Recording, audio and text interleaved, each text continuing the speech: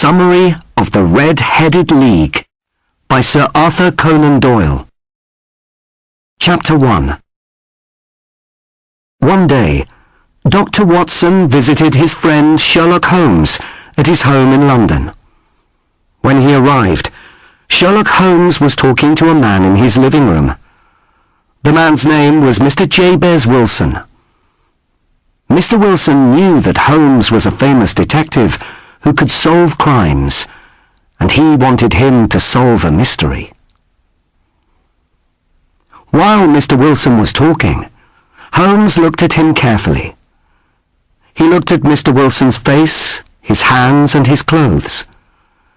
He worked out that Mr. Wilson used to be a labourer, that he visited China in the past, and that he did a lot of writing. When Sherlock Holmes told Mr. Wilson this information, he was very surprised, because everything Sherlock Holmes said was true. Mr. Wilson decided that Holmes must be a wonderful detective. Mr. Wilson started telling Holmes his story. He had a small shop in London where he worked with his assistant, Vincent Spaulding. Not many people visited Mr. Wilson's shop, and he wasn't a rich man. One day, Mr. Spaulding showed him an advert in the newspaper for a job with the Red-Headed League. The Red-Headed League found jobs for men with red hair. Mr. Spaulding wanted Mr. Wilson to ask about the job because Mr. Wilson had red hair and the job was only a few hours a week. The money could really help Mr. Wilson and his small shop. That afternoon, Mr. Spaulding took Mr. Wilson to the Red-Headed League. There were a lot of men waiting outside the office, and they all had red hair. But Mr. Spaulding pushed past all the men until they were outside the door. They went inside and met the manager, Mr. Duncan Ross, who told them about the job. The person who got the job would have to come to the office every day between 10 and 2 o'clock.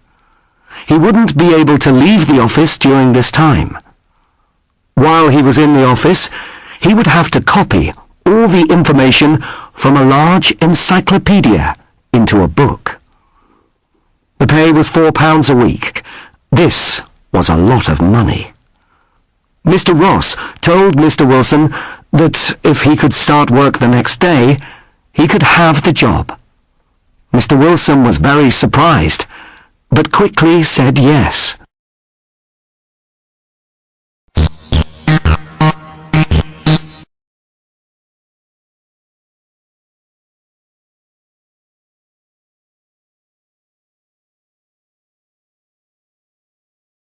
Chapter 2. The next day, Mr. Wilson bought a pen, some ink, and some paper, and went to the Red-Headed League. He thought about the job. Could it be real? It seemed foolish to copy an encyclopedia. But, to his surprise, when he arrived at the office, Mr. Ross was waiting for him.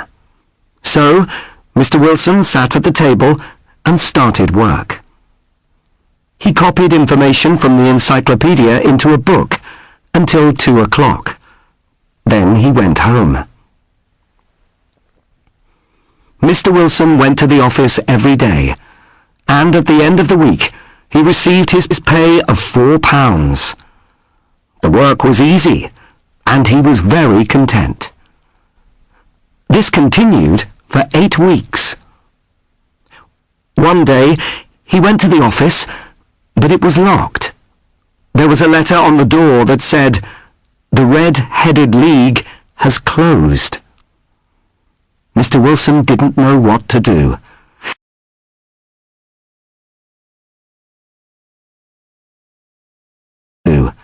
He asked the landlord why the office was closed, but the landlord said that he didn't know. He said that he didn't know Mr. Ross or the Red-Headed League? It was a mystery, and Mr. Wilson wanted Sherlock Holmes to solve it. Holmes asked Mr. Wilson some questions about his assistant, Mr. Spaulding. After Mr. Wilson left, Holmes asked Dr. Watson to go to a violin concert with him that evening. On the way, they could go past Mr. Wilson's shop. When they arrived, Holmes walked up to the shop and hit the ground with his walking stick 3 or 4 times. Dr. Watson thought this was very unusual. Then Holmes knocked on the shop door. A young man answered, and Holmes asked him how to get to the concert. "Did you knock on the door so that you could see the young man who works for Mr. Wilson?" asked Dr. Watson. "No. I didn't want to see the man. I wanted to see the knees of his trousers," replied Holmes. Dr. Watson thought that was a very unusual answer. He didn't understand. But Holmes didn't explain. He was looking carefully at the different houses and shops behind Mr. Wilson's shop. There was a newspaper shop, a bank, and a restaurant. Then it was time to go to the concert, so the 2 men left.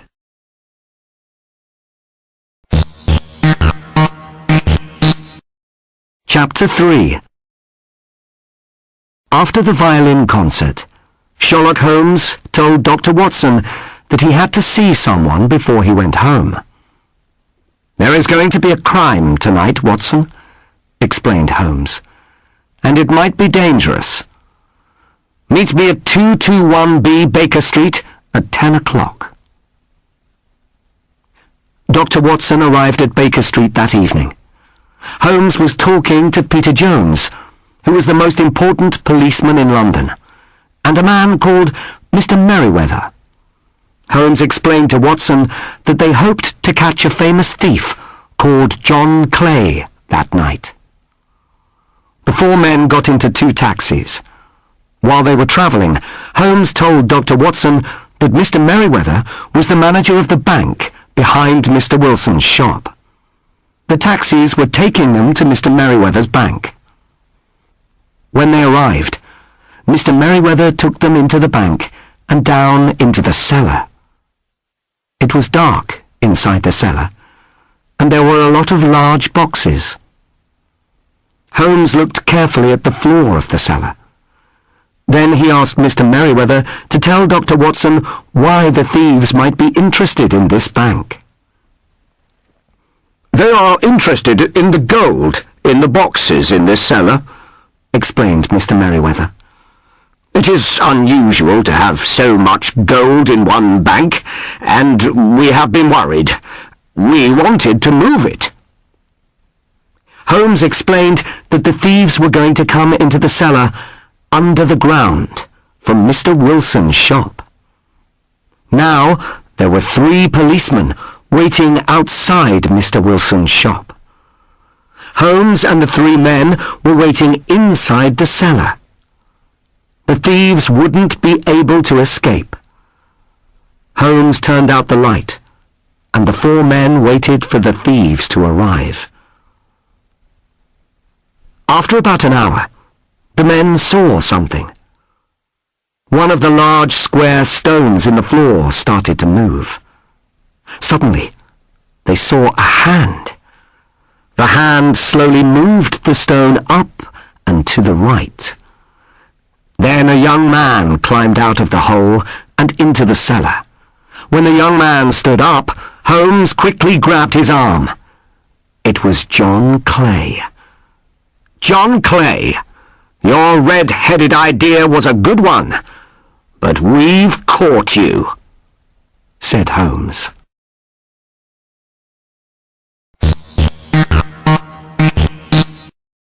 Chapter 4. Sherlock Holmes and Dr. Watson returned to Baker Street, and Holmes explained the crime to Watson. John Clay had the idea for the Red-Headed League because his friend Mr. Ross had red hair. Holmes knew that the job of copying out the encyclopedia was too foolish to be a real job. Clay and Mr. Ross invented the job because they wanted Mr. Wilson out of his shop. Why?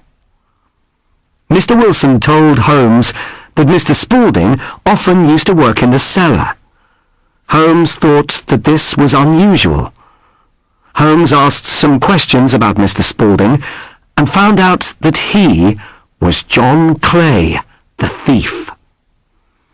When Holmes knocked on the door of the shop, he saw that the knees of Mr. Spaulding's trousers were dirty and had holes in them. Holmes deduced that he was digging a tunnel with Mr. Ross when Mr. Wilson was not in the shop.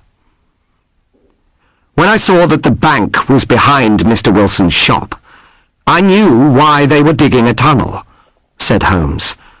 They wanted to take the gold from the bank. How did you know that they wanted to take the gold on Saturday night? Asked Watson. When they closed the Red-Headed League, I knew the tunnel was finished. If they took the gold from the bank on Saturday, they would have a day and a half to escape before the bank opened on Monday, replied Holmes.